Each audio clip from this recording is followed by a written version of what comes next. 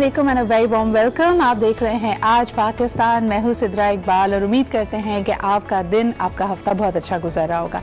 We are back to the mid week of the back to the नहीं बल्कि mid week में हम पहुंच चुके हैं और ये एक ऐसा टाइम होता है जब आप काफ़ी चीज़ों पर नज़र डाल रहे होते हैं। I was over the weekend और कल 2 दिन से आई वॉज इन इस्लामाबाद और जिस तरह के आप जानते हैं कि UN सेक्रेटरी जनरल की एक बहुत बड़ी इंपॉर्टेंट विज़िट थी पाकिस्तान में और 4 रोज़ा दौरे पर जब यहाँ पर आए हुए थे इस्लामाबाद लाहौर में काफ़ी सारी मुलाकातें और विज़िट्स उनकी रहीं।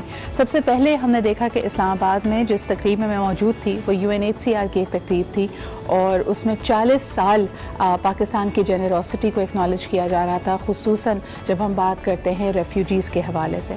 पूरी दुनिया में जहाँ जहाँ कॉन्फ्लिक्ट है, कोई भी प्रॉब्लम्स हैं और लोग पनाह लेने के लिए दूसरे ममालिक की तरफ रुख करते हैं तो ये उनके लिए एक सेफ्टी के लिए उनकी वेलबींग के लिए बहुत इंपॉर्टेंट होता है और पाकिस्तान के किरदार को इसमें सराहा जाने की एक मेरे ख्याल में दुनिया इसको मानती तो है लेकिन हमने उस तरह इसको प्रोजेक्ट नहीं किया, उस तरह इसकी बात नहीं की जैसे कि इसका हक था।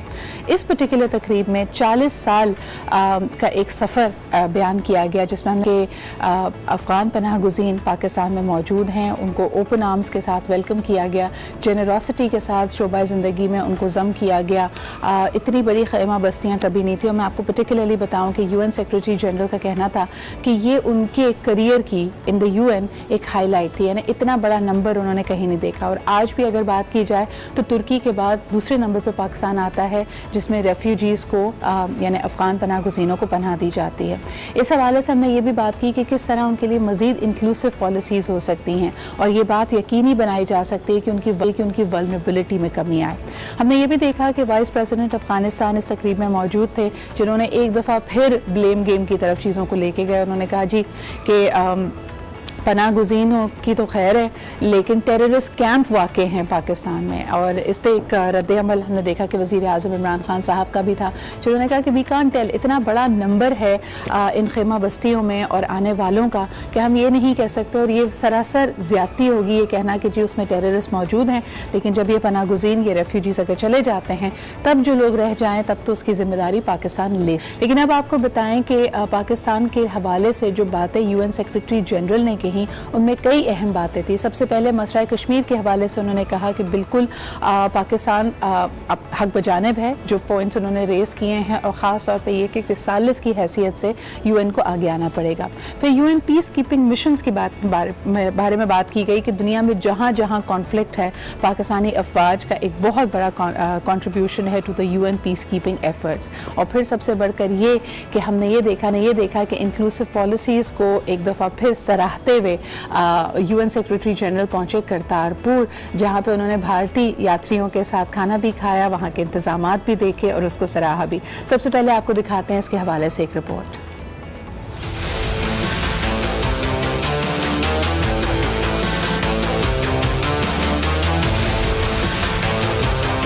टेररिज्म से टूरिज्म, पाकिस्तान का सफर इंतहाई मुतासिर कौन। अक़वाम मुत्तहिदा के सेक्रेटरी जनरल भी तब्दीली के सफर के मोतरफ। एंटोनियो गुतेरेस करतारपुर राहदारी गए, कॉम्प्लेक्स, लाइब्रेरी और दीगर हिस्सों का जायजा लिया, यात्रियों के साथ बैठकर खाना खाया।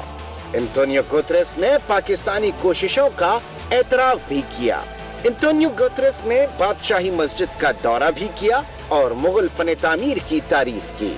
लाहौर की लम्स यूनिवर्सिटी में तुलबा से खिताब किया और बच्चों को पोलियो से बचाव के कतरे पिलाए।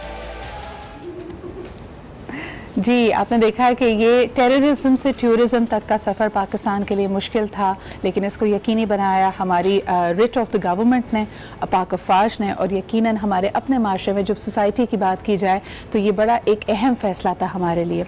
अब ज़रा आगे बात करते हैं लेकिन इसकी हमने बड़ी भारी कीमत भी अदा की है। FATF की पाकिस्तान ग्रे लिस्ट में और इस वक्त पेरिस में वो तमाम कार्रवाइयाँ मुकम्मल हो रही हैं। हमाद अजहर साहब मिनिस्ट्री को और पाकिस्तान को वहाँ पर रिप्रजेंट कर रहे हैं और उम्मीद ये की जा जा रही है कि हमें 15 वोट्स मिल सके जिससे पाकिस्तान ग्रे लिस्ट से बाहर आ जाएगा। मैंने 2-3 पॉलिटिकल डिस्कशंस में भी पार्टिसिपेट किया जिसमें अहम सवाल यही दिया गया कि देखें जो 27 पॉइंट्स दिए गए थे कि पाकिस्तान के लिए ये हदफ है, ये हमारा करना ज़रूरी है, उनमें से कई काम तो पाकिस्तान करके पहुँचा है।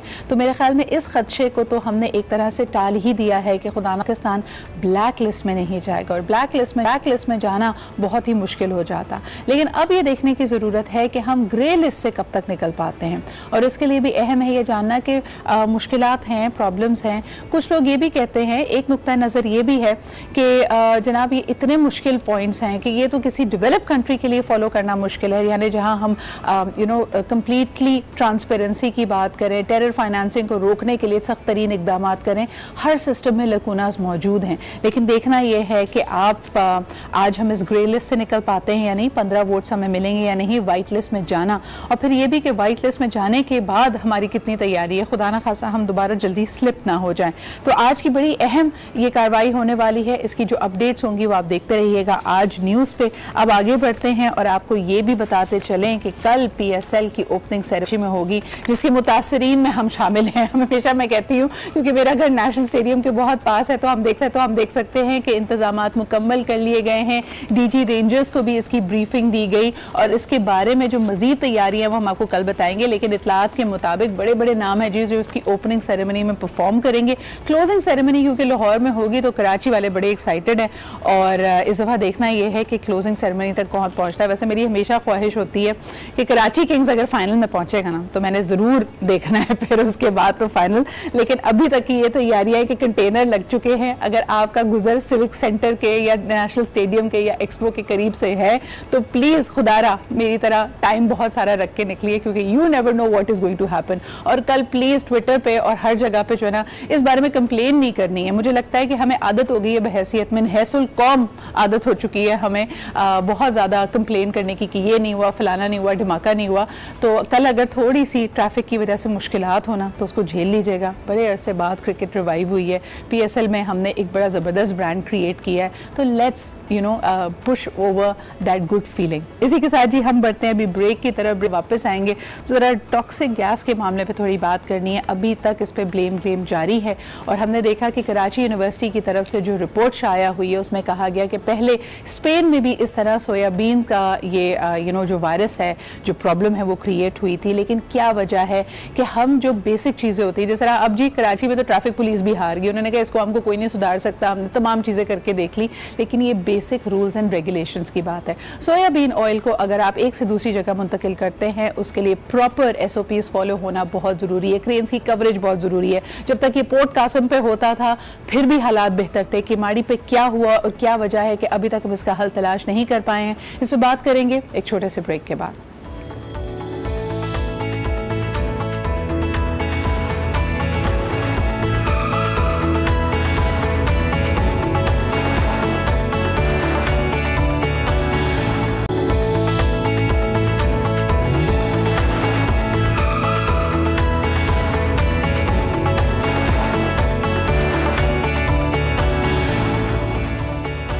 And welcome back after the break. आप देख रहे हैं आज पाकिस्तान। बताते चलें आपको पाकिस्तान में और ख़ुसूसन कराची की अगर हम बात कर रहे हैं तो ये जो टॉक्सिक गैस की लीक का मामला है, this is creating a lot of panic. इस वक्त आप देख सकते हैं कि ये किमाड़ी के एरिया को ज़्यादा इफ़ेक्ट किए हुए है, लेकिन इसके जो फ्यूम्स हैं वो क्लिफ्टन तक के एरियाज़ में फील किए जा सकते हैं। बेशतर स्कूल्स जो वहाँ पे हैं उन्होंने पहले तो पेरेंट्स को कहा कि आपकी मर्ज़ी है बच्चों को भेजना चाहें या नहीं, लेकिन आज बाकायदा स्कूल्स बंद हैं because there is so much uncertainty around it. जो इसका डेथ टोल है वो राइज कर चुका है, और इसके अलावा जो मुतासरीन हैं उनकी भी बड़ी तादाद है जिनको मुख्तलिफ अस्पतालों में शिफ्ट किया जा रहा है। लेकिन the images that we are getting are very misleading, क्योंकि सबसे पहले अगर आप देखें कि जो हॉस्पिटल्स में भी लोग हैं या वहाँ से जो रेस्क्यू ऑपरेशंस लोग कर रहे थे, पहले उन्होंने सिर्फ एक नॉर्मल मास्क पहना हुआ है, कपड़े का मास्क पहना हुआ है।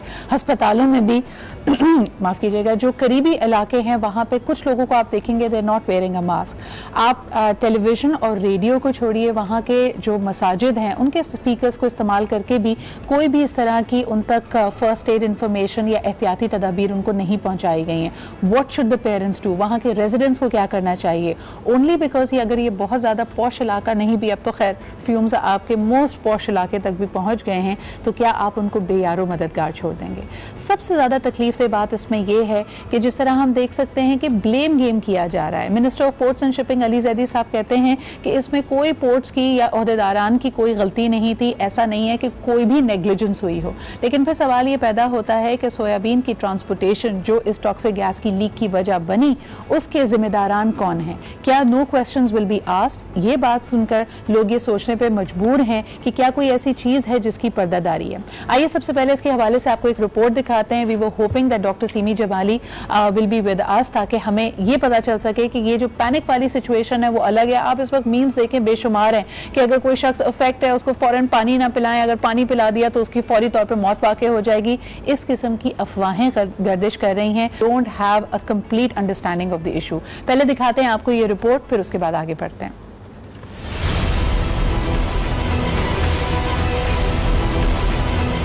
सोयाबीन डस्ट ये कोई गैस नहीं, कुछ मुरक्कबात होते हैं जो हवा के साथ फैल जाते हैं, जिसे कीमियाई जुबान में एलर्जेंस कहा जाता है। इसका पहला शिकार अस्थमा के मरीज होते हैं और फिर वो जिनकी कुव्वत मुदाफ़ियत कम होती है। दुनिया भर में सोयाबीन की अनलोडिंग करने का खास तरीकाकार होता है ताकि इसकी डस्ट बाहर फैलकर लोगों को मुतासिर ना करे। किमाड़ी में होने वाला वाकया इस बात की तरफ इशारा करता है कि सोयाबीन की अनलोडिंग के वक्त एहतियात नहीं बरती गई, जिसकी वजह से फजा एलर्जेंस का शिकार हुई। मगर ये कोई पहला वाकया नहीं। स्पेन, अमेरिका और इटली में भी सोयाबीन डस्ट से कई लोग मुतासिर हो चुके हैं। आई एम सॉरी, ये कोई एक्सक्यूज नहीं है। हम पता नहीं स्पेन का ऐसे नाम ले रहे हैं जैसे वो कोई मुमलिकत खुदादाद है और वहाँ पे हर चीज़ परफेक्ट होती है, क्योंकि जिस स्पेन में भी हुआ तो पाकिस्तान में भी हो गया तो नहीं है।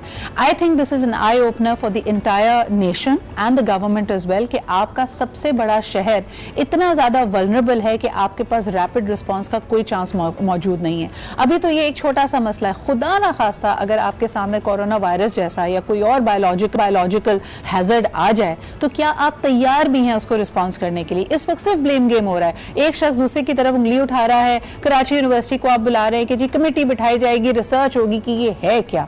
आई am levied at this issue because छोटे छोटे बच्चे हैं जी, रेजिडेंट्स हैं। आप इमेजिन करें कि घरों में अगर बूढ़े अफराद हैं, बुजुर्ग मौजूद हैं, व्हाट आर वी डूइंग? क्या आपने इस वक्त पब्लिक सर्विस या पब्लिक जो रिस्पॉन्स होना चाहिए और लोगों की जो तकलीफ को दूर करने का अमल होना चाहिए, क्या आपके पास कोई प्लान और स्ट्रैटेजी मौजूद भी है? I think Sindh government and the federal government should take note of this. आगे बढ़ते हैं जी प्रोग्राम में। I am livid of this, तो जरा मूड बदलने की बहुत ज़रूरत है। मेरे साथ अब मौजूद है डॉक्टर खुर्रम मुशीर। अस्सलाम वालेकुम। कि ये सोयाबीन का जो मामला हुआ है, क्या अभी तो लोग सिर्फ सांस और मास्क की बात कर रहे हैं, स्किन रैशेस भी हो सकते हैं इससे? बिल्कुल हो सकते हैं, बिल्कुल। देखिए, एक तो अनफॉर्चुनेटली कराची की आप कुछ भी कह लें सिचुएशन, आप देखें सड़कें इतनी टूटी हुई हैं और इतनी डस्टी हैं, ठीक है। साथ में एक तरफ सारी सड़कें मेन टूटी हुई हैं और साथ में गटर लाइंस वो साथ में, तो जो बैक्टीरिया और जो डस्ट एलर्जेंस हैं वो मिलकर, एक तो डस्ट एलर्जेंस आपको जिनको वैसे ही मौसम चेंज हो रहा है, ठीक है, ऑटम की तरफ हम जा रहे हैं तो थोड़ा ऑटम से हट रहे हैं, स्प्रिंग की तरफ जा रहे हैं, ठीक है, तो थोड़ा और ज़्यादा डस्टी होता है। जिन लोगों को नमूनिया के चांसेस ज़्यादा होते हैं या एलर्जी ज़्यादा होती है, एस्थमा ज़्यादा होता है, उनको बहुत वैसे ही फ्लेयर अप हो रहा होता है। और सेकेंड, जब ये बग्स होते हैं, अब बैक्टीरिया का बहुत ज़्यादा इन्वेजन होता है तो आपको शदीद एलर्जी बढ़ती है। ख़ास तौर पे एक डिजीज़ होती है इम्पिटाइगो, जो शदीद गर्मियों में होती है। मगर अगर आपकी गटर लाइन ऐसी हैं, मल्टीप्लाई करता है। लेकिन Khurram, I know this is not your area of expertise, but you are a doctor, तो मुझे बताएं कि ये सोयाबीन का ये जो मामला है, ये क्या बहुत पतले ज़र्रात होते हैं, बहुत बारीक होते हैं, जो सांस की नाली से एंटर हो जाते हैं? व्हाट इज द इसकी इतनी टॉक्सिसिटी है? देखिए, कोई भी, जैसे सोयाबीन भी है, अगर आपका राइस या वीट कुछ भी है, बहुत एक लंबे अरसे तक आप स्टोर करते हैं तो डेफिनेटली उसमें थोड़ा सा डिकेइंग प्रोसेस, हाँ, टॉक्सिन्स बनते हैं, डिकेइंग प्रोसेस होता है। तो जो एक चावल की भी अगर आप बहुत दिन तक बोरी संभाल के रखें या आटे की, तो नीचे बिल्कुल मैश्ड पार्टिकल्स होते हैं, हल्के बिल्कुल पतले ज़र्रात होते हैं, जो अगर आप उसको जोर से उछालें, फर्स्ट एक एग्जांपल दे रहा हूँ कि अगर आपने चावल की बोरी आपके घर में और आपने बहुत 2 महीने के बाद चावल निकाले और ऊपर से आपने कोई पेंट्री में आपने बड़े एक जगह से खड़े होकर नीचे फेंका, तो जो उसमें डस्ट निकलेगा वो जिसको अस्थमा होता है, जिसको जुकाम है, जिसको निमोनिया के चांसेस, उसको बहुत फ्लेयर अप हो जाएगा, शिद्दत होगी और आपका जो सांस का एरिया उसको हिंडर करेगा। इसी तरह वो बहुत बड़े लेवल पे होता है जब आप जाहिर सी बात है जो क्वांटिटीज आ रही हैं और उसको फिर ट्रांसफर करें, तभी उन्होंने कहा कि यानी आपको एहतियाती तदाबीर उसके जो SOPs हैं उसको कम्प्लीटली फॉलो करने की ज़रूरत है। हैरत की बात है कि अली जैदी साहब कह रहे हैं कि नहीं जी हमने तो तमाम एहतियाती तदाबीर की थी, तो फिर सवाल ये पैदा होता है कि ये हुआ क्यों। खैर फिर हम आज के हमारे शो पे यानी टॉपिक पे वापस आते हैं। हमने पिछले हफ्ते अनाउंस किया था we were talking about acne. Acne हो गई, स्कार्स हो गए, उसको ख़त्म करने के लिए हज़ारों टोटके हैं और अब ज़्यादा सोफिस्टिकेटेड इलाज भी मौजूद है। कोई कह रहा है लेज़र करवा लो, कोई रीसर्फेसिंग स्किन की बात करते हैं। मेरा पहला आपसे सवाल कि लेज़र एक्ने के स्कार्स को दूर करने में कितना इफेक्टिव है? एक बड़ी फैक्चुअल बात सिद्रा मैं आपको बताऊं कि आप नो मैटर हमारी कुछ भी स्किन टोन है, बहुत फेयर है, बहुत डार्किश है, टैंड है, व्हाटएवर, आपकी जीन जेनेटिक जो होती है, अगर आपकी जीन्स एशियन है, ठीक है, तुर्की से लेके और इंडोनेशिया तक, ठीक है, तो आपके अंदर पिगमेंटेशन ज़रूर होगी, ठीक है। अच्छा, लेज़र से अगर आपकी कोई कैटरेक्ट रिमूव हो रहा है, आंखों का इलाज हो रहा है, या आपका गॉल ब्लैडर हो रहा है, किडनी, वो एक अलग चीज़ है। अच्छा, स्किन को हम लोगों को अभी तक एक आइडिया नहीं है। कल भी मैं एक जगह प्रोग्राम में था, लोगों को बिल्कुल आइडिया, लोग समझते हैं कि जी स्किन तो हर कोई डिस्कशन कर लेता है, ठीक है, वो समझते हैं कि ये कोई लिफाफा लगा हुआ है या कोई भी इसके बारे में ये एक बैरूनी तय है, ये हमारा हिस्सा नहीं है, ऑर्गन नहीं है। हाँ, अब आप यकीन करें, मैं बड़ा हैरान, टीवी पे भी हुआ और ये हर जगह हमारा बहुत बड़ा कसूर है कि किडनी के, लिवर के, आई के बारे में बात करते हुए डेफिनेटली लोग घबराते, स्किन के बारे में कोई भी।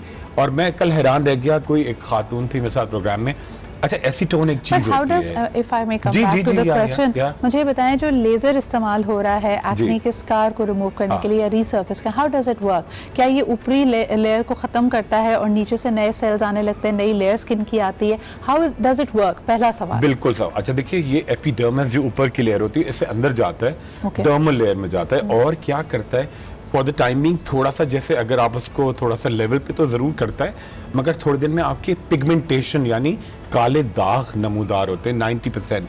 जैसे एक कीलॉइड एक चीज़ होती है जो आप लोगों को इतना नहीं आइडिया होगा, जैसे अगर चोट लगे या आपका जल जाए तो एक बिल्कुल गुठली टाइप, चिकनी गुठली डेवलप होती है, ठीक है, तो वो भी एशियन स्किन में ज़्यादा होती है, टेंडेंसी होती है। इसी तरह लेज़र के साथ जो उसको टारगेट करता है, तो उसमें वाइट रेसेस में जो टाइप 1 टाइप 2 होती है अंग्रेज़ों वाली, उनको पिगमेंटेशन नहीं आती। हमारे स्किन में बहुत शदीद पिगमेंटेशन आती है। आप कह रहे हैं कि अगर स्कारिंग के लिए ट्रीटमेंट लें तो मस्ट ऑलवेज रिमेंबर कि देयर इज अ रिस्क कि आपकी पिगमेंटेशन हो सकती है। लेकिन एक बड़ा लेमन सवाल करूंगी, हो सकता है बड़ा फजूल भी लगे आपको, लेकिन जैसे अगर कोई चीज़ उभरी हुई होती है, कोई मस्सा है, कोई दाना है, कोई एक्नी है, तो समझ आता है कि शायद आप उस पर कोई दवा लगाएंगे या प्रोसीजर करेंगे तो वो बैठ जाएगा या उसको आप स्मूथ कर देंगे। मेरा सवाल ये है कि जब एक्नी का स्कार है तो वो तो एक लिटरली एक पिट है ना, एक खड्डा सा है, तो उसको लेजर या कोई भी ट्रीटमेंट भरता कैसे, उसको स्मूथ कैसे करता है?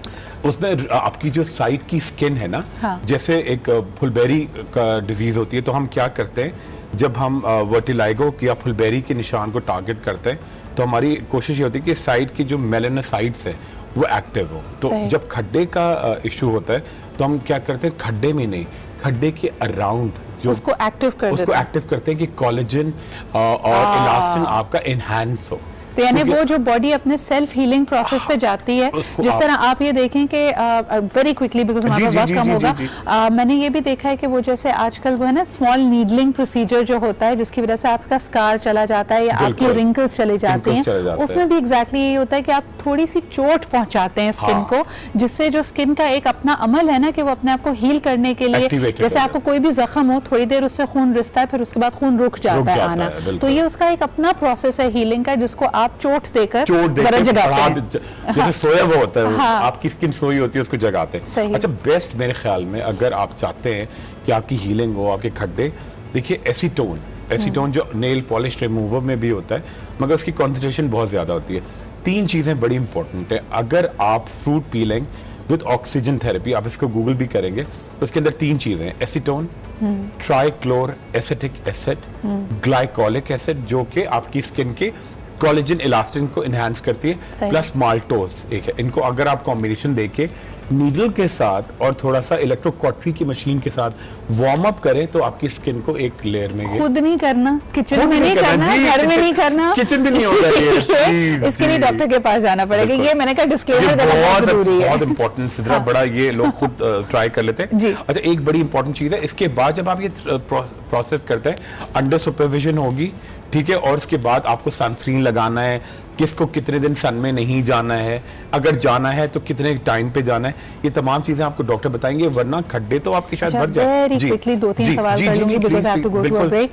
किस एज में, यानी अगर मैच्योर स्किन है 40 एंड अबव है, क्या उस वक्त भी स्कार्स का ट्रीटमेंट हो सकता है? बिल्कुल हो सकता है, मगर थोड़ा सा उसमें ज्यादा वक्त लगेगा। अच्छा, और अगर ये आप ट्रीटमेंट शुरू करवाते हैं, छोटे हल्के फुल्के स्कार्स हैं, बहुत ज्यादा डीप स्कार्स नहीं है, तो कितनी सिटिंग्स में ये इफेक्टिव आपको नजर आने लगता है? कम से कम 6 to 8। तो ये जादू की छड़ी नहीं है, ये ना समझे कि जी आप खुरम के पास पहुंचे होंगे, जी मेरी 1 महीने में शादी है, सही कर दे, ये आपके पास बहुत होता होगा। समझे, अरे आपने 1 महीना तो बहुत बड़ी बात की जी, 2 हफ्ते रह गए टोटल, और ये बिल्कुल चेंज चाहिए, और मतलब हो जाएगा या नहीं, आपको गारंटी नहीं दे सकते।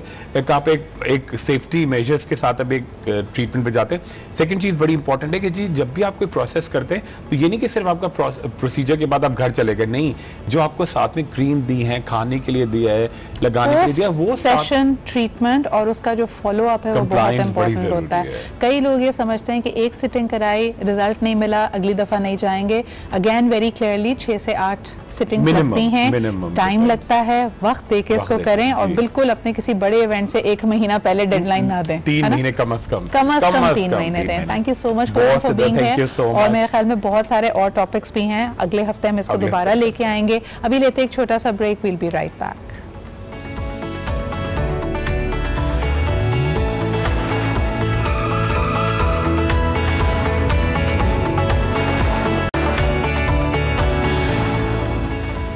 Welcome back after the break. Pakistan के जितने भी वल्नरेबल तरीन तबके हैं, यानी वो जिनको सबसे ज़्यादा तहफ़्फ़ुज़ की ज़रूरत है, उनके हुकूक़ की पामाली बहुत अरसे से जारी थी, लेकिन अब उनके हुकूक़ के लिए हमें खड़ा होना पड़ेगा। इन्हीं में शुमार होता है पाकिस्तान के, बल्कि दुनिया भर के ट्रांसजेंडर्स का भी। हम आपको मिलवाते हैं आज एक ऐसी पाकिस्तानी से जो कि she became the first transgender woman to be a part of the national delegation, जो कि UN कन्वेंशन में पहुँची जिनीवा में, जहाँ पर एक रिपोर्ट प्रेजेंट करनी थी पाकिस्तान के हवाले से, जिसमें बताया जाना था कि ख़वातीन के हवाले से क्या क्या उन्होंने रोकथाम के अब कवानीन बनाए हैं, उनको मज़ीद तहफ़्फ़ुज़ और उनके लिए मज़ीद अपॉर्चुनिटीज़ क्रिएट करने के लिए क्या किया जा रहा है।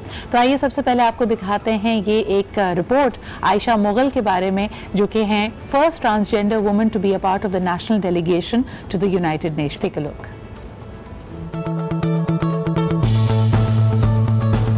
आलमी सतह पर पाकिस्तानी खवातीन की नुमाइंदगी के एजाज से ख्वाजा सरा को मिल गया। आयशा मुग़ल पहली खातून ट्रांसजेंडर हैं जिन्होंने जिनेवा में हुकूक निस्वा के लिए आवाज बुलंद की। इंसानी हुकूक से मुतालिक अक़वाम मुत्तहिदा की कमेटी में आयशा मुग़ल ने शिरकत की और खवातीन के साथ इम्तियाजी सलूक के बारे में सरकारी रिपोर्ट भी सैडा में पेश की। अपनी कम्युनिटी ही नहीं बल्कि खवातीन को भी मुआशरे में बराबर का हुकूक दिलवाना उनका मिशन है। And it is a pleasure to welcome Aisha to our show. Assalamu alaikum Aisha and welcome to Aaj Pakistan. Welcome salam and thank you so much for having me here. Ayesha, मुझे बताएं, it makes me really proud that you were representing Pakistan, और हमें पता है कि पाकिस्तान में बहुत ज़्यादा काम की अभी ज़रूरत है। We need to make better policies, make better rules, हमें अपने stereotypes, अपने जहनों को बदलना है। लेकिन मुझे ये बताइए कि जब आप इस फोरम पे पहुंची और आपने ये देखा कि दूसरे ममालिक क्या कर रहे हैं, तो how does Pakistan fare as compared to other countries in the region? हमारे खित्ते में जो और ममालिक हैं उसके हवाले से हम कितना बेहतर काम कर रहे हैं, या हमें मजीद क्या करने की जरूरत है?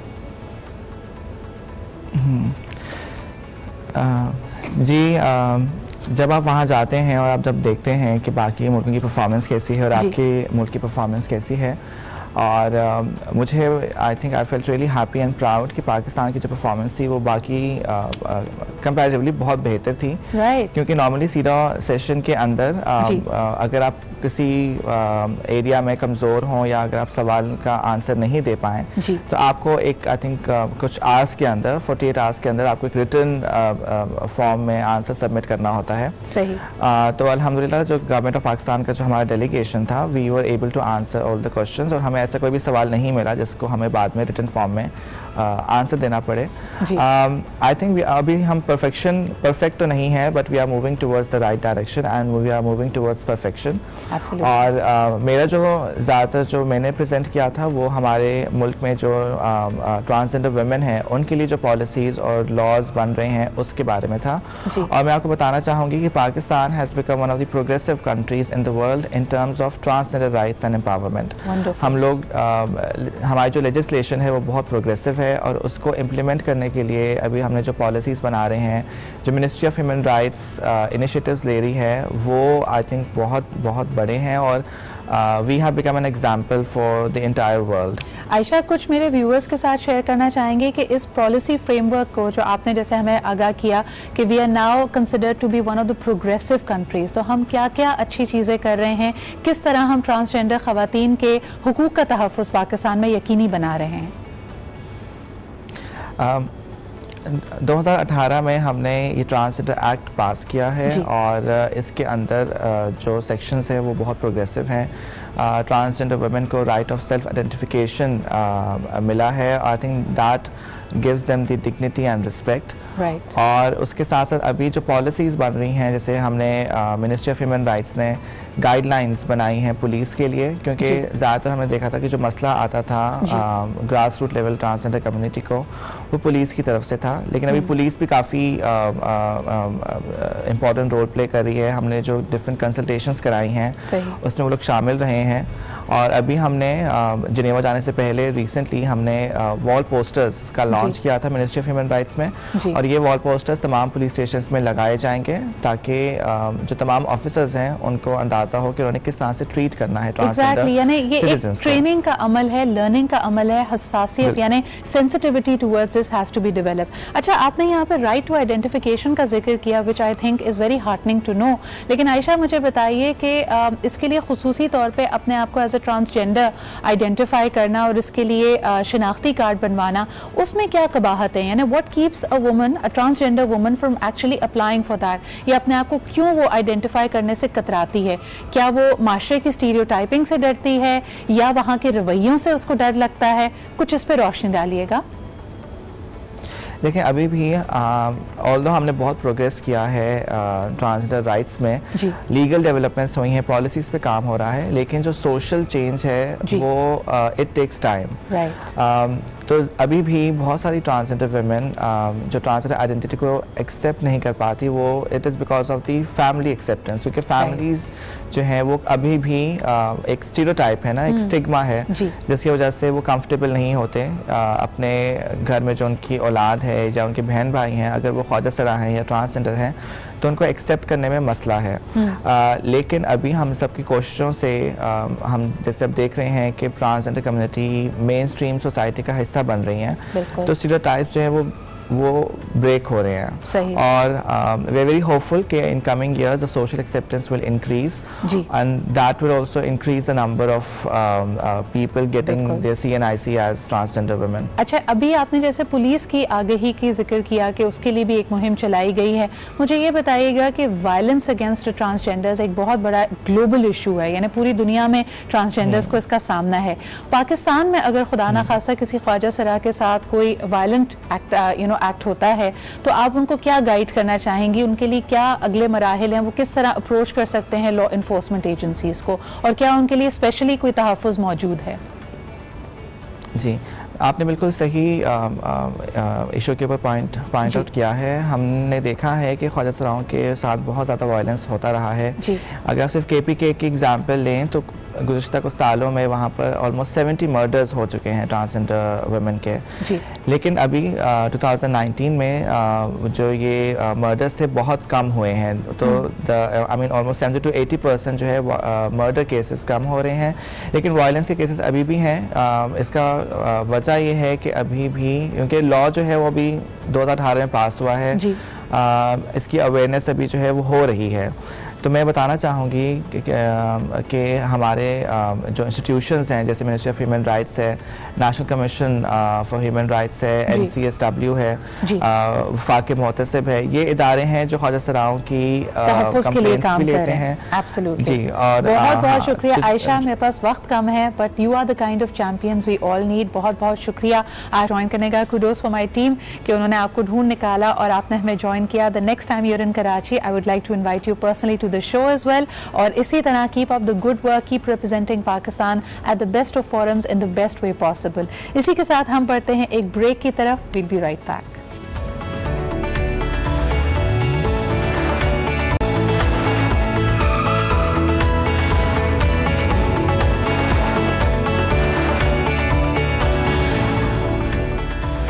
Welcome back after the break. आप देख रहे हैं आज पाकिस्तान। आज ज़रा बात कर लेते हैं money makes the world go around. And अब घर के अंदर जो है ना वो बहुत सारी चीज़ों को गो अराउंड कर देता है, जिसमें फ्राइंग पैन, बेलन और बहुत सारी और चीज़ें होती हैं। इसकी ख़ास वजह यह है कि हम पैसे के बारे में सोचते तो बहुत हैं, इंपॉर्टेंट बहुत होती है। आप कई दफ़ा ऐसे जुमले भी सुनेंगे कि अच्छा रिश्ता उसी को गर्दाना जाता है कि बहुत पैसे वाले लोग हैं। लेकिन ये पैसे आप खर्च कैसे करेंगे? वुड यू नो, इन्होंने एक स्टडी की थी रिसेंटली ग्लोबली और कहा गया कि आप ये मत समझिए कि जो बहुत अमीर तरीन लोग होते हैं, वेल्दीएस्ट लोग होते हैं, उनके मनी मैनेजमेंट इश्यूज कपल्स के बीच में नहीं होते। यहाँ तक कि जो बिलियनर्स हैं, मिलियनर्स हैं हॉलीवुड वगैरह में, वहाँ पे भी पैसे की लेन देन और उसको खर्च करने के मामले में कपल्स आर समटाइम्स क्लूलेस। यही वजह है कि वहाँ शादी से पहले प्रीनप साइन किए जाते हैं कि खुदा न खासा जी अगर शादी डिज़ोल्व भी होनी है तो फिर लेन देन का मामला क्या होगा। यही वो इम्पोर्टेंट इशू है जिसको आज हम उठा रहे हैं, क्योंकि अगर पाकिस्तानी सोसाइटी और ख़ास तौर पे हमारी समाजी रवायात की तरफ देखा जाए तो हमने अभी तक ये फ़ैसला नहीं किया है कि हम single person earning house hold बनना चाहते हैं। सिर्फ मजबूरी के तहत ख़वातीन बाहर निकलेंगी। मज़हब और दीन हमें सिखाता है कि नान नफ़का उठाना मर्द की ज़िम्मेदारी है, लेकिन क्या सिर्फ एक मर्द की कमाई से घर चल भी सकता है? तो इसके हम तमाम जो सिनेरियोज़ बन सकते हैं उसको एक्सप्लोर करेंगे। अगर दोनों मियाँ बीवी दोनों कमा रहे हैं तो क्या होता है? एक की तनख्वाह दूसरे से ज़्यादा है तो क्या होता है? एक की अगर नौकरी चली जाए और वो बेचारा कुछ ना कमा रहा हो तब क्या होता है? तो आई think this is a very very interesting, tricky and important issue. इसके बारे में लोग क्या कहते हैं, सबसे पहले उससे शुरुआत करते हैं। Let's take a look at the public opinion. एक अच्छी फैमिली को पढ़ाने के लिए, दो बच्चों को पढ़ाने के लिए, स्कूलों में एजुकेशन देने के लिए, तो एक आदमी की तनख्वाह में तो गुजारा नहीं हो। इसीलिए मियाँ भी काम करता है, बीवी भी काम करती है। वाइफ की अर्निंग ज़्यादा होती है और हस्बैंड की अर्निंग कम होती है, सैलरी कम होती है, तो एक जेलसी होती है। मर्द है ना, असल में उसकी थोड़ा आना परस ज़्यादा ही है। वो उसको फील होता है, ऑकवर्ड फील होता है कि मेरी बीवी जो है वो मुझसे ज़्यादा कमा रही है, ज़्यादा पावर में है। किसी को वाकई में ज़रूरत है तो उसको ज़रूर करना चाहिए, लेकिन अगर ज़रूरत नहीं है तो मेरा नहीं ख्याल कि ख़वातीन को नौकरी करनी चाहिए, क्योंकि उससे घर भी बहुत डिस्टर्ब होता है, बहुत सारे मसाइल होते हैं, बच्चों की तरबियत में भी बहुत फ़र्क पड़ता है। जी लाजमी, जिस लिहाज से महंगाई है उस लिहाज से तो दोनों का कमाने का है। कुछ औरतें हैं जो अपने ऊपर इस चीज़ को भूत सवार कर लेती हैं कि हमारी कमाई ज़्यादा है, कि हमारी घर पे ज़्यादा चलनी चाहिए। घर डिस्टर्ब होता है, कुछ जगह पे होता है, क्या कहते हैं, वो पूरा इन्हिसार कर ले अपनी वाइफ की सैलरी पे तो भी मसले क्रिएट होते हैं। और अगर वो कम कमाता ही रहेगा तो कहीं ना कहीं ताने सुनता है, फिर मैं ज़्यादा करती हूँ तुम कम करते हो। इसलिए मसाइल पैदा हो जाते हैं। जब औरत बाहर निकलती है तो अलग अलग किस्म के लोग मिलते हैं, फिर उनसे सवाल जवाब होते हैं, तो फिर उसका शौहर देख ले तो फिर क्या होगा? यही होगा ना, घर में लड़ाई झगड़े होंगे। पहले तो एक कमाने वाले थे, 10 खाने वाले थे। अब 10 खाने वाले वो जब भी पूरा नहीं हो रहा, सब कमाने वाले जब भी पूरा नहीं हो रहा। बच्चों के खातिर निकलने भीख थोड़ी मांग रही है, अब बच्चों के खातिर तो निकलना पड़ेगा बीवी को। अच्छा, आप नोटिस कीजिए इसमें ज़्यादातर लोगों की अजम्पशन ये है कि ख़र्चा पूरा नहीं हो रहा, मजबूरी के तहत खातून का बाहर निकलने में कोई मुज़ायका नहीं है। But I have a problem with that. अगर 5 साल एक बच्ची मिसाल के तौर पे MBBS करती है या 10 साल में किसी भी प्रोफेशनल ट्रेनिंग में जाती है, तो क्या उसको सिर्फ मजबूरी के तहत बाहर निकलना चाहिए? क्या हम ख़वातीन के एम्बिशन को, उनके आगे बढ़ने को, उनकी जुस्तजू को, यानी जो कुछ उन्होंने सीखा पढ़ा है उसको प्रैक्टिस करने को मायूब क्यों समझते हैं? और यही वजह है कि इंसान इंसान की या जो मर्द की सोच है उसकी ईगो को आप ठेस पहुंचाते हैं, क्योंकि every time you see a woman earning आपका ख्याल होता है कि जी ये मजबूरी के तहत निकल रही है और जो घर में मर्द हजरात हैं वो खर्चा पूरा नहीं कर पा रहे। This is a mindset we need to change. लेकिन पैनल से भी ज़रा इसी बारे में बात करते हैं। हमारे साथ मौजूद है आज एक ज़बरदस्त पैनल जिनसे आप बखूबी वाकिफ़ हैं, इनको आप स्क्रीन पर देखते रहते हैं और ज़बरदस्त इनका तज्जिया और तजुर्बा है। इसी हवाले से भी हमारे साथ मौजूद हैं Uzma Al Karim, we also have with us Uzair Ausaf and of course Farah Aftab who is also a clinical psychologist. Thank you very much everyone for being here. Uzma ji, सबसे पहले ये जो तासुर है कि औरत निकलती तब है जब पैसे पूरे नहीं हो रहे होते, तो यही तो तकलीफ देता है आदमी को कि वो कहता है कि भाई फिर माशरे का रवैया ये हो जाएगा कि I am not fulfilling my responsibility. देखिए, हमने जो औरत और मर्द का फ़र्क रखा हुआ है ना, सारे मसाइल वहाँ से शुरू होते हैं। अब शुरू से ये बताया जाता है कि जी आदमी का काम है कमाना और औरत का काम है घर संभालना। अब जब औरत घर से बाहर निकलती है, ठीक है, एक तो सबसे बड़ा प्रॉब्लम ये है कि मैं अपनी ज़रूरत के पैसे किसी और से क्यों मांगूँ। मुझे कोई चीज़ चाहिए तो मैं वो कहते हैं ना, मुझे लगता है कि ये भीख की तरह लगता है कि आप खड़े कि जिसके पैसे चाहिए, और आदमी ने आपको ताना मार दिया कि आजकल तुम खर्चा बहुत करिए, तो मेरी तो सेल्फ रिस्पेक्ट ही चलेगी। तो मुझे जिंदा रहने के लिए, खुश रहने के लिए और अपने घर को खुश रखने के लिए मेरी सेल्फ रिस्पेक्ट बहुत ज़रूरी है। मैं अगर इकोनॉमिकली एम्पावर्ड होंगी, मेरे अपने हाथ में मेरे पैसे होंगे, तो आई थिंक मेरा एटीट्यूड, मेरा बिहेवियर, मेरा रवैया हर चीज़ की तरफ मुख्तलिफ होगा। हमने शुरू से ये सिखाया है कि आदमी जो है वो कमा के लाएगा तो फिर खाना पीना जो है सब उसको टेबल पे मिलेगा, हर काम जो है, हाँ, सब चीज़ वो खुद, मतलब वो फिर अब बादशाह है क्योंकि वो तो कमाने जा रहा है। होता क्या है, जब औरत कमाने जा रही है, आपने माइंडसेट तो ये सेट किया हुआ है ना, अब अगर वो घर आके अपने मियाँ को बोल देती है कि अगर एक कप चाय बना दो, या कोई चाय बना के दे भी रहा है, तो शायद मियाँ बीवी का इख्तलाफ इतना ना हो, लेकिन जो देखने वाले आसपास के लोग हैं, जो घर के बड़े होंगे, देखो जी अभी औरत कमा रही है तो मियाँ को काम करना पड़ रहा है। लेकिन उसमें going back to your earlier point, जब आपने कहा कि वो कमा रहा है तो एक्सपेक्टेड ही है, लेकिन अगर देखें इसमें कोई मुज़ायका नहीं, आज जरा खुल के बात करते हैं ज़ाहिर कि अगर डिवीजन यही है कि आदमी ने बाहर से कमाना है और औरत घर की जिम्मेदारी संभाल रही है, तो इसका मतलब हुआ कि दोनों set of actions and responsibilities are equally important. लेकिन हमारे यहाँ पावर गेम में क्योंकि वो पैसा कमा कर लाता है जिससे वो घर चलता है, तो घर संभालने की डिग्निटी तो औरत की रहती ही नहीं है। उसको कहा जाता है कि तुम माते हैं तो तुम्हें पैसा दिया जा रहा है, you just have to run this place. तो अगर ऐसा ही है तो कोई नौकर रख लें या खुद संभालने वो काम। एक स्टेटमेंट है ना, आई थिंक आने वाली जो गुफ्तगू है वो ज्यादातर उसी के ऊपर बेस कर सकती है। वो स्टेटमेंट है same goal and different roles. Okay, so जब तक गोल सेम ना हो ना तब तक कोई फायदा नहीं साथ रहने का। गोल सेम है तो फिर ये थॉट नहीं आता। और मैं थोड़ा सा डिसएग्री करता हूँ इस पॉइंट से कि मैं इकोनॉमिकली इंडिपेंडेंट नहीं होंगी तो मैं मातहत रहूंगी। आइडिया क्या है बॉस? आइडिया ये that you two are partners जिंदगी के अंदर, और ये जिंदगी के पार्टनर्स हैं, और ये सबसे इंपॉर्टेंट रिलेशनशिप है इस दुनिया का, किसी भी पॉइंट ऑफ व्यू से, चाहे वो सोसाइटल पॉइंट ऑफ व्यू हो, रिलीजियस पॉइंट ऑफ व्यू हो। सो यू गोट अंडरस्टैंड कि वो आपको बिल्डअप करना पड़ता है। माँ बाप बहन भाई के साथ आप पैदा होते हैं, ये रिश्ता आप खत्म नहीं कर सकते, but it is so delicate, the only relationship जो डिसॉल्व हो सकता है। और इसके ऊपर बार बार हर जगह पे इंस्ट्रक्शंस मौजूद हैं। इसकी डेलिकेसी को समझने की जरूरत है, इसको इंपॉर्टेंस देने की जरूरत है।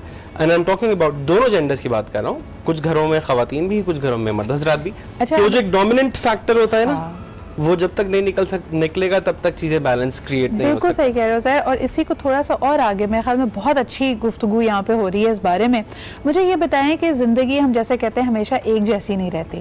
फरा हो सकता है जैसे इन्होंने कहा कि you start of life thinking के you know the man can earn, I can look after the house, मैं घर संभालूंगी, बच्चों को देखूंगी, इट्स फाइन। लाइफ कभी आपको गुगली भी तो कराती है ना। मर्द की हो सकता है जॉब चली जाए, आपकी ज़रूरियात बढ़ जाएं, कोई एक पार्टनर बीमार हो जाए। हमारे पास कितने खूबसूरत, मैं देख रही थी एक BBC उर्दू पे एक स्टोरी वायरल हुई भी, अगर आपकी नज़र से गुजरी हो, जिसमें एक रिक्शे वाले हैं जो अपनी वाइफ को साथ बिठा के he goes, why because she suffered medically, उनकी हेल्थ डिटीरिएट कर गई। उन्होंने कहा ये लोगों को भूल जाती है, हमारा पैसा कमाना भी इंपॉर्टेंट है लेकिन माई पार्टनर इज इम्पोर्टेंट। तो ये मैं कहती हूँ शऊर से इसका ताल्लुक होता है, तबके से ताल्लुक नहीं होता कि आपको कितना पैसा है या नहीं। तो लाइफ अगर अप एंड डाउन हो, हम में इतनी फ्लेक्सिबिलिटी क्यों नहीं होती कि हम उसके हिसाब से अपने आप को ढालें? अच्छा देखिए, इन सारे सर्कमस्टांसेस में हमें देखना है कि हमारी प्रायोरिटीज़ हैं क्या, हम कहाँ फॉल करते हैं, हमारे लिए इम्पोर्टेंट क्या है, हमारे लिए करियर इम्पोर्टेंट है या हमारे लिए फैमिली इम्पोर्टेंट है या हमारे लिए ओवरऑल दोनों को साथ लेकर चलना इम्पोर्टेंट है। जहाँ बैलेंस आउट होगा वहाँ प्रॉब्लम्स आएंगी। And you know considering your question, तो कभी भी डाउनफॉल आता है तो अगर वो पार्टनर जैसे उज़ैर ने बात की कि अगर वो पार्टनर को पता हो कि हमारा गोल क्या है तो फिर रिस्पॉन्सिबिलिटी शिफ्ट करने में मसला नहीं होता। लेकिन गोल ही नहीं पता कि मुझे मूव कहाँ करना है और हम सोचते क्या है, हमारे पर्सपेक्टिव क्या है लाइफ का, हमें किस लेवल पे जाना है, तो फिर वो गोल शिफ्टिंग में मसला होगा कि मैं क्यों करूं ये जॉब, मेरी तो शेयर्ड गोल होना चाहिए, शेयर्ड गोल होना चाहिए। सो जब तक वो नहीं होगा या हमारे आइडियाज मैच नहीं करतेंगे तब तक वो वाली रिस्पॉन्सिबिलिटी, वो फ्लेक्सिबिलिटी नहीं आएगी। अच्छा, एक कॉलर हम ले लेते हैं, उसके बाद हमने ये बात ज़रूर करनी है कि चले यहाँ तो भी एक हमने फाउंडेशन सेट की। Let's look at different scenarios. कई दफ़ा ये भी होता है कि लड़की शादी से पहले काम कर रही है और जब शादी का प्रॉस्पेक्ट सामने आता है तो उससे यही सवाल किया जाता है कि क्या तुम शादी के बाद भी काम करोगी। इस सवाल का सही जवाब क्या है हम अपने पैनल से जानेंगे। पहले ज़रा कॉलर से बात करते हैं। हेलो, अस्सलाम वालेकुम। मैं मिसेस खालिद बोल रही हूँ। जी मिसेस खालिद, मैंने इस टॉपिक पे थोड़ा सा ये कहना था कि मैं भी करियर में थी और मैं भी बहुत अच्छी जॉब कर रही थी, लेकिन फिर मैंने देखा कि मेरे बच्चे और मेरा घर बहुत डिस्टर्ब हो रहा है और मेरे यानी कि मैं स्कूल में पढ़ा रही थी और बड़ी अच्छी सी जॉब थी, लेकिन उसमें फिर ये था कि मेरे बच्चों को मैं उतना टाइम नहीं दे सकती थी। मैंने फिर यही सोचा कि मैं पैसे बचा लूँ और थोड़ा सा सेव कर लूँ, और सेव करके, सेव तो क्या होते हैं स्कूल में जब तो यानी कि जब जॉब से निकलता है तो उसका खर्चा भी उतना बढ़ जाता है। तो मुझे ऐसा लगा कि अल्लाह के हुक्म में बहुत मसले आता है और मुझे चाहिए कि मैं अपने 5 कैरियर्स यानी कि 4 मेरे बच्चे और 1 मेरा हस्बैंड, तो मैं 5 कैरियर बचा लूँ और मेरा कैरियर तो कोई बात नहीं, अब मैं माई मिसेस खालिद बहुत अच्छी सोच है आपकी, लेकिन मैं ना इसको हमारे व्यूअर्स के लिए थोड़ा सा प्रैक्टिकली आपसे पूछना चाहूंगी कि आपने फैसला लिया, बहुत अच्छा फैसला आपके लिए, आई होप के फैमिली के लिए साबित हुआ हो, लेकिन जब पहले महीने आपको आपकी तनख्वाह नहीं मिली और वो जो पैसे आप खर्च करती थी बगैर सोचे बगैर किसी से मांगे, वो जब आपको मांगने पड़े हस्बैंड से तो थोड़ा मुश्किल तो हुआ होगा? नहीं, बिल्कुल भी नहीं, मुझे बिल्कुल मुश्किल नहीं हुआ, क्योंकि जब मेरे पैसे आ रहे थे घर में तो वो भी घर में ही खर्च हो रहे थे। सही। और फिर उसमें भी मेरे मियाँ के पैसे आ रहे थे, वो भी घर में खर्च हो रहे थे। हाँ, ये जरूर हुआ कि मैंने बहुत ज्यादा बाजार जाना या शॉपिंग करना या वो जो ईटिंग आउट टाइप चीजें थी वो मैंने थोड़ी सी कट डाउन की, और वो ग्रेजुअली हो जाता है। हमें ये सोचना चाहिए कि जब आपने बच्चे प्लान किए हैं तो आपको यू हैव टू बी, आपको उसमें ये सोचना चाहिए कि मेरी अपनी प्लानिंग है और मुझे ये जो है ना। नहीं, माशाल्लाह, and it has worked out for you. Thank you so much Mrs Khalid. और आप सही कह रहे हैं कि फिर आपको हंसते हंसते यानी इसको बड़ा मेंटली स्ट्रॉन्ग तरीके से कबूल किया आपने कि भाई अगर मेरी प्रायोरिटी ये है, मैं अपनी जॉब छोड़ूंगी तो फिर यहाँ मुझे अपनी ख्वाहिशात को कट डाउन करना पड़ेगा। लेकिन ये बात थी ख्वाहिश की, ये बात थी लग्जरी की, ईटिंग आउट, थोड़ी ओवर स्पेंडिंग। जो लोग ज़रूरत के तहत निकलते हैं उनकी सिचुएशन बिल्कुल अलग होती है, उस पर भी बात करेंगे। एक छोटा सा ब्रेक लेते हैं, वील बी राइट बैक।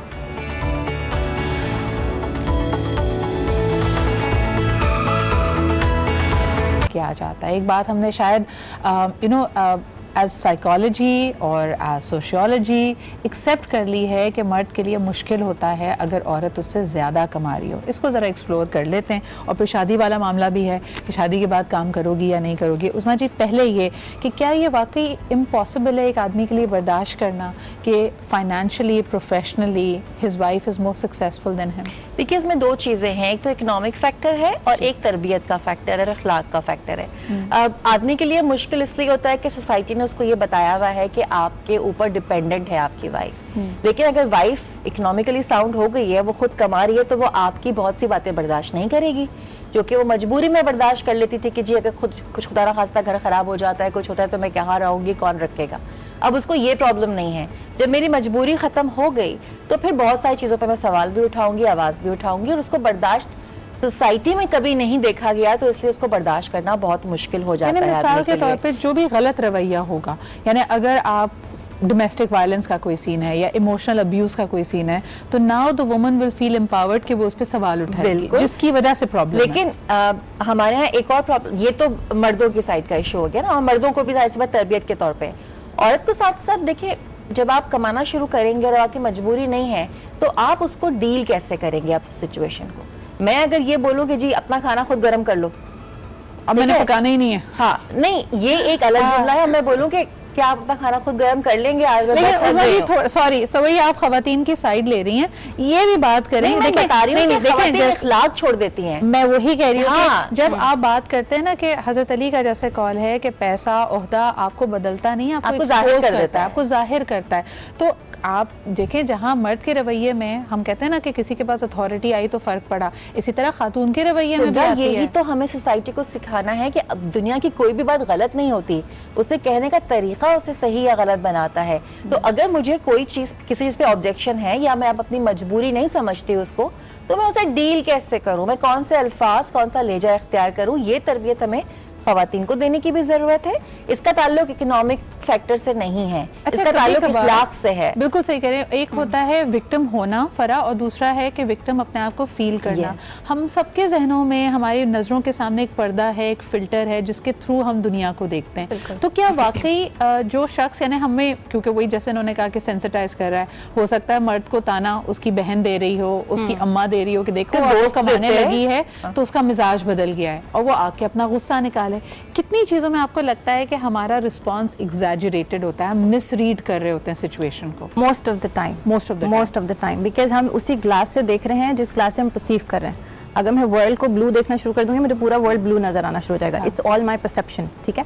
सो ये बहुत ज़्यादा इंपॉर्टेंट है कि आप पहले एक तो कुछ परसीव कर रहे हैं, आपको कुछ नज़र आया, और फिर आपने उसको कैसे इंटरप्रेट किया, ठीक है। लेकिन इट ऑल्सो डिफाइंस कि आपका रिलेशनशिप कैसा है अपने स्पाउस के साथ या अपनी फैमिली के मेंबर के साथ, कि रिलेशनशिप कैसा है और मुझे कितनी एक्सेप्टेबिलिटी है कि अगर जाके मैं उसे बोलता हूँ कि यार मुझे अब ये बातें सुननी पड़ी हैं, तो how is going to you know how she is going to, yes. और कितने आप थिक स्किन भी होंगे at times. I think couple के अपने बीच में कोई मसला नहीं होता, और अगर कोई कुछ कह रहा है तो दोनों को ये फिगर आउट करना होता है कि यार इसको हम एक ब्लाइंड आई कैसे दें। एक कॉलर हमारे साथ है, उनसे बात करते हैं। हेलो, अस्सलाम वालेकुम।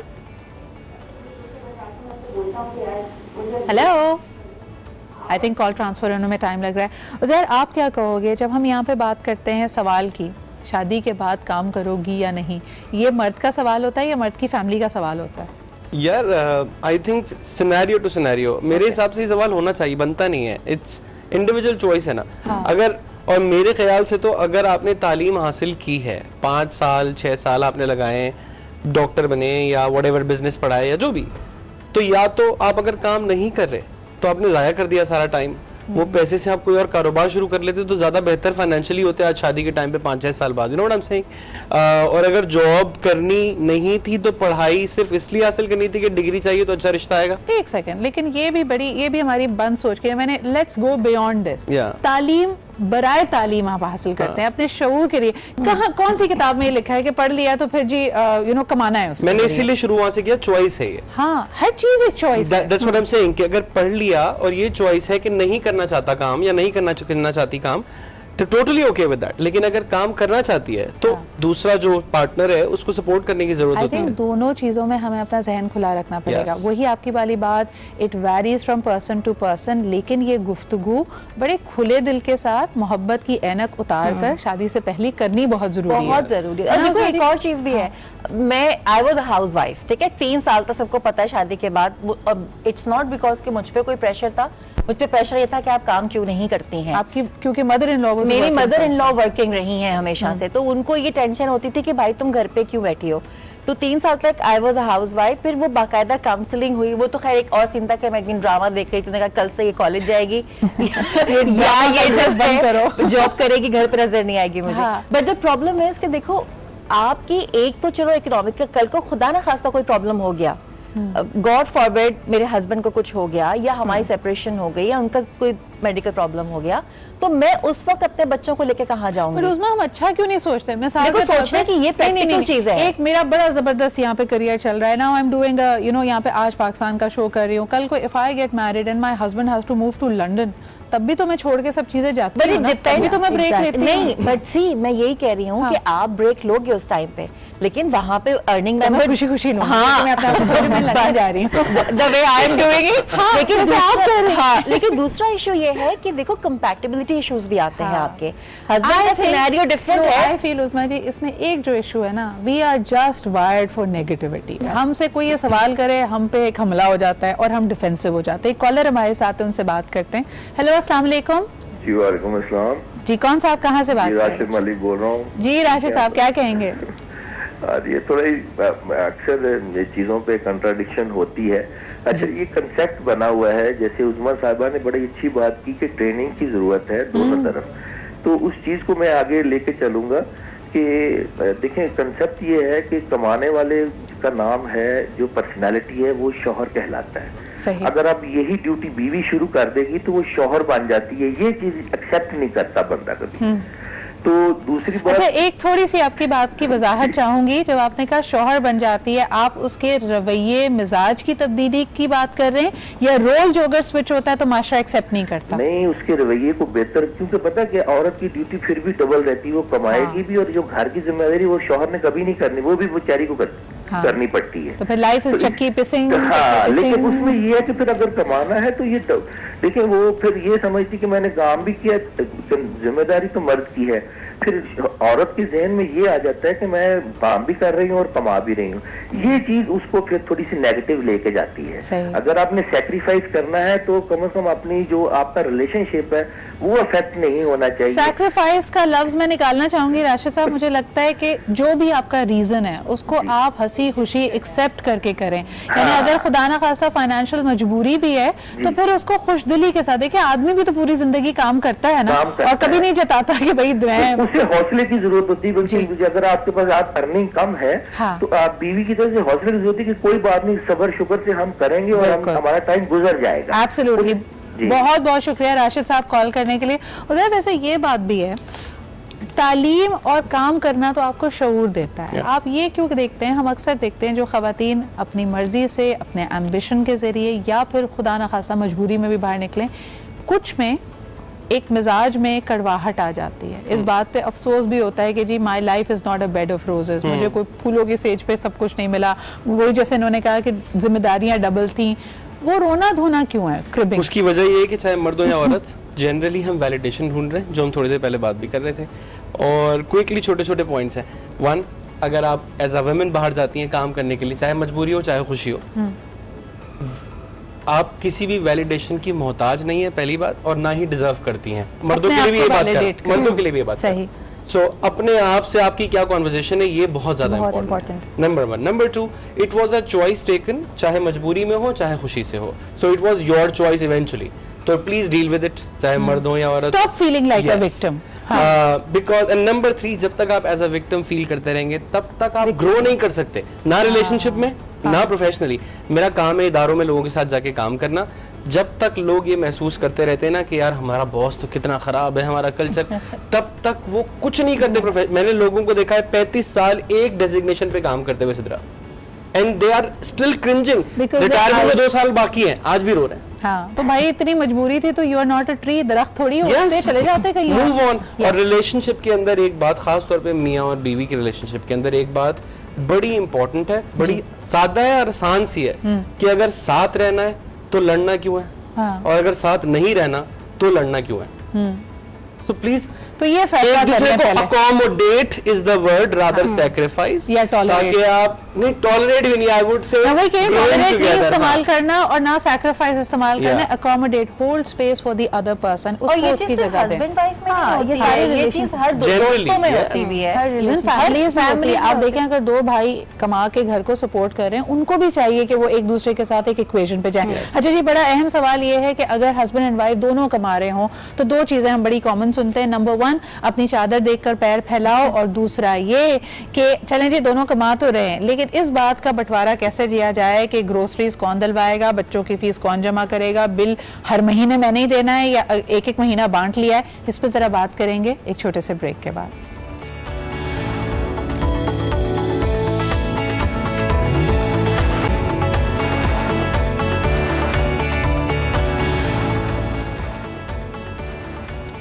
वेलकम बैक जी। अब बड़ा मशहूर और मारूफ जुमला, अपनी चादर देखकर अपने पैर फैलाओ, ज़रा उस पर बात कर लेते हैं, क्योंकि अक्सर प्रॉब्लम यहीं पे आती है। बल्कि कल किसी ने बड़ा ज़बरदस्त मुझे मीम फॉरवर्ड किया कि मर्दों की आधी तनख्वाह बचाने के लिए एक सिंपल सा फार्मूला है कि वो अपनी बीवी को ये कहता रहे कि तुम सादी ही अच्छी लगती हो, ना वो पार्लर जाएगी, ना वो शॉपिंग करेगी, ना उसका खर्चा होगा।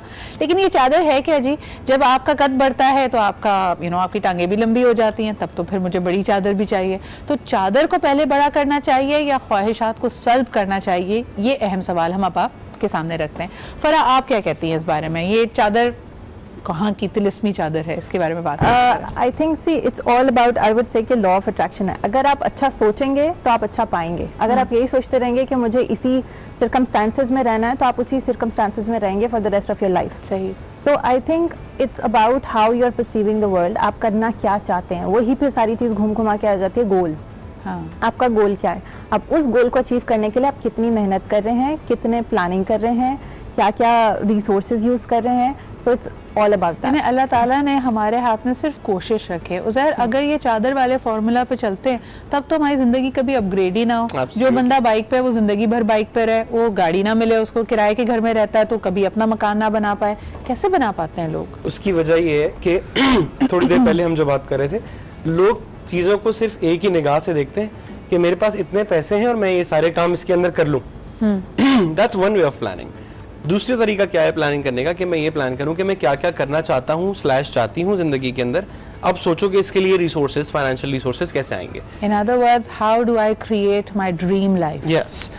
अब सवाल ये है कि लोग बहुत सारे जो देख भी रहे होंगे, शायद जहन में आता है कि नहीं ये कहना आसान है, करना मुश्किल, और हालात बड़े ख़राब हैं, 15,000 में महीना कैसे मैनेज होता है। मैं नहीं डिनाई कर रहा, बहुत मुश्किल है, फाइनेंशियल कॉन्स्टेंट सबके साथ लगे हुए हैं, लेकिन मेरे भाई मैं सिर्फ सोचने की बात कर रहा हूँ और कुछ बात नहीं कर रहा। सोचोगे नहीं तो अमल नहीं बनेगा।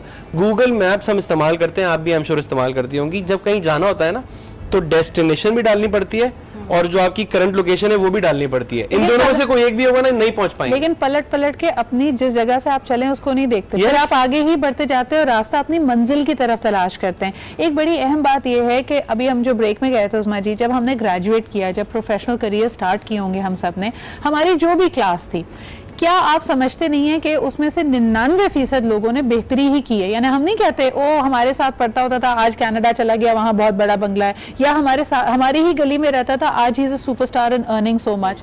I feel everybody is doing good, लेकिन हमारा स्यापा है कि खत्म नहीं होता। आप क्या कहेंगे? रोना तो हमारा कौमी मशगला है ना। हम हर चीज पे रो रहे होते हैं, ठीक है। और आप अगर एक सड़क पे कैमरा लगा दें जिसपे बाइक वाला जा रहा है, बस में लोग जा रहे हैं, गाड़ी में लोग जा रहे हैं, सब सुबह सुबह यूं होंगे, शाम में भी किसी के चेहरे पे मुस्कुराहट नहीं होगी, तो हमें तो हर चीज पे एतराज है कि ये कब यूं। हमारी अम्मी बोलती थी ना कि हम वो लोग हैं कि किसी ने 2 चोटियां बांधी हुई हैं तो उसको एतराज ये कर देंगे जब एक चोटी से काम चल सकता है दो बांधी। बिल्कुल। खुश रहना चादर जी, तो खुश रहना जो है वो मेरी अपनी वो है कि मैं किस चीज में खुशी का ताल्लुक पैसे से नहीं है, ठीक है, वो एक अलग चीज है। लेकिन ऑफ कोर्स आपको पैसा भी बहुत इम्पोर्टेंट फैक्टर है। ताल्लुकात में पैसे का काम रोल बहुत इंपॉर्टेंट हो जाता है।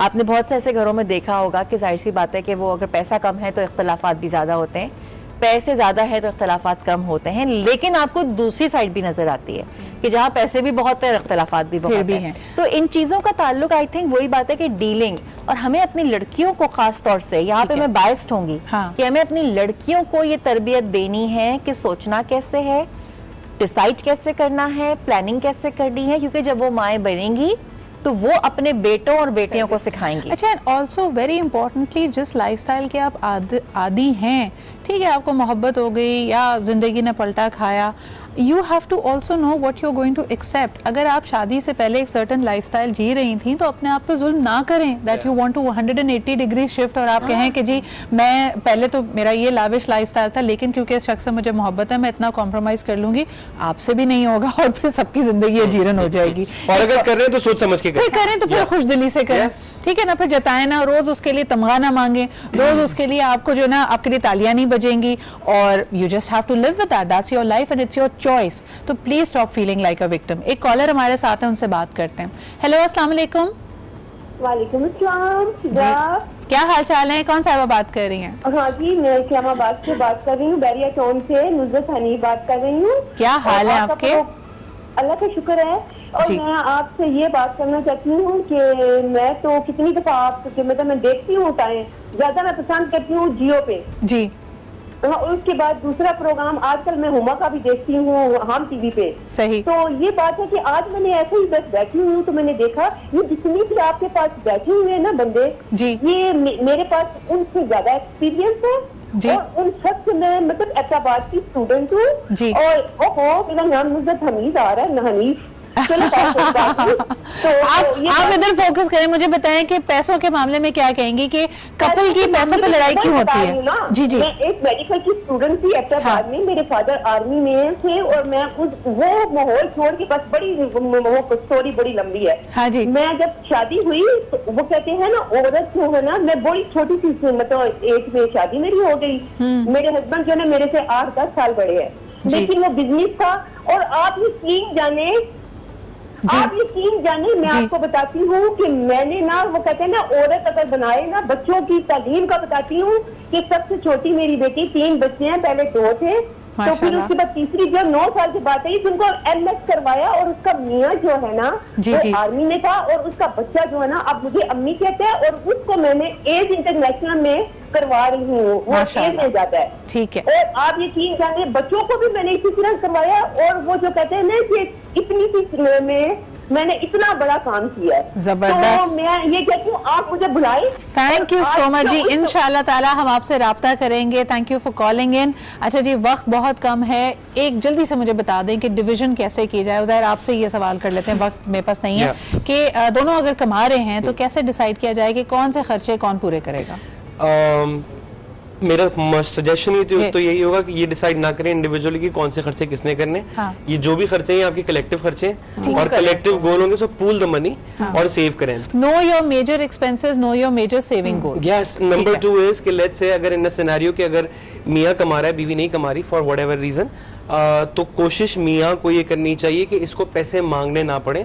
और जब तुम दे रहे हो पॉकेट मनी तो तुम्हारा कोई हक नहीं है इसे सवाल पूछने का कि ये कहाँ पैसे खर्च किया। जो जेब खर्च दिया जाए, एक बड़ा अहम सवाल आपने किया। Thank you so much Farah.